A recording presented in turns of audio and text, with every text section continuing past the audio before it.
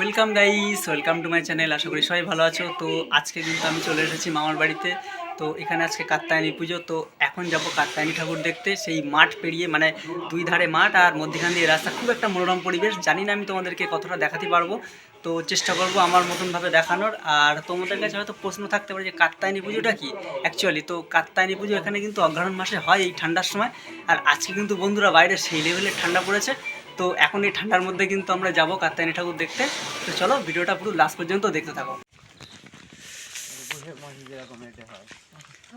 তো বন্ধুরা ফাইনালি কিন্তু আমরা বেরিয়ে গিয়েছি। আমরা মানে যে পুজো মেলায় যাওয়ার যে রাস্তাটা, প্রথম রাস্তাটা কিন্তু আমরা ক্রস করছি। দেখতে পাচ্ছ তোমরা, এখানে এই যে একটা মন্দির মতন হচ্ছে, আর এই যে মাঠের রাস্তা চলে গিয়েছে। তো রাতে আমি খুব একটা ভালো দেখাতে পারছি না, তো চেষ্টা করছি যতটা ভালো দেখানোর আর কি। তো কন্টিনিউ করতে থাকো পুরো ভিডিওটা তোমরা।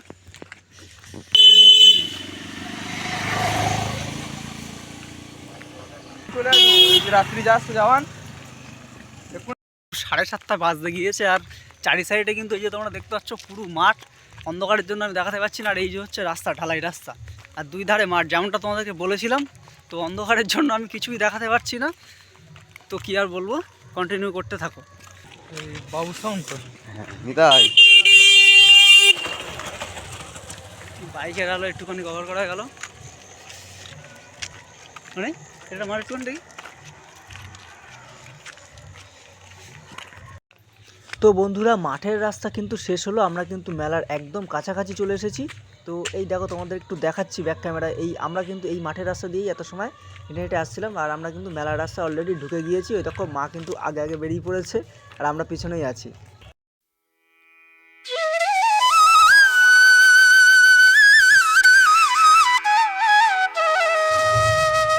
দাঁড়াও, তুমি আগে আগে চলে যাচ্ছ কেন? তো পুজো উপলক্ষে দেখছি বন্ধুরা এখানে প্রত্যেক বাড়ি বাড়ি কি সুন্দর চুনি লাইট দিয়ে সাজিয়েছে। এই বাড়িটা দেখো কি সুন্দর লাগছে, একদম পুরো কালী পুজোর মতন অনুভূতি কিন্তু হচ্ছে। তো চলো এখনও সামনে আমরা কিন্তু অনেক বাড়ি দেখবো লাইট ফাইট দিয়ে সাজানো।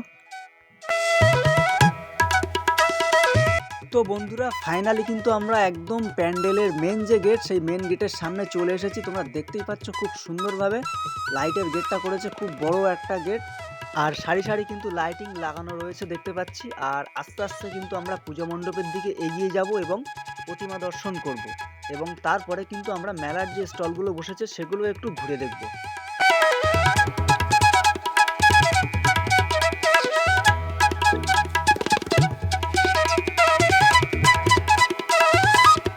তবে বন্ধুরা আজকে কিন্তু এখানে এসে আমার একটা অনুভূতি হচ্ছে। কি অনুভূতি বলতো? একদম পুজো পুজো অনুভূতি, মানে দুর্গা পুজো অনুভূতি, যেমনটা কিন্তু আমরা পুজোর সময়, দুর্গা পুজোর সময় বসিরহাটে পেয়ে থাকি। এখানে এসে কিন্তু আজকে তেমনটাই ফিল হচ্ছে। আর এই বাড়িটাকে দেখো কি সুন্দরভাবে চুনি লাইট দিয়ে সাজানো হয়েছে। তবে এটাও অ্যাকচুয়ালি একরকম দুর্গা পুজোই বলা যেতে পারে, কেননা মা দুর্গা তো বছরে বিভিন্ন সময় বিভিন্ন রূপে আসেন। তো এটা কিন্তু কাত্যায়নী রূপে এসছেন, কিন্তু পার্থক্য একটাই, মায়ের কোলে এখানে কিন্তু কৃষ্ণ ঠাকুর রয়েছে, সেটা তোমরা একটু পরেই দেখতে পাবে।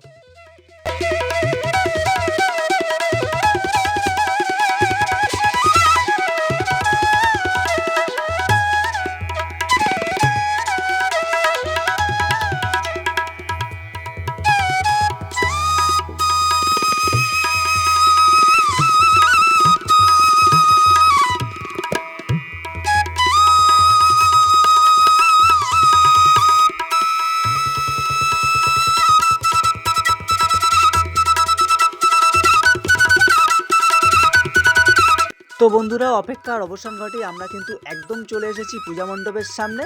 তো চলো এখন আমরা মাতৃ প্রতিমা দর্শন করে নিই।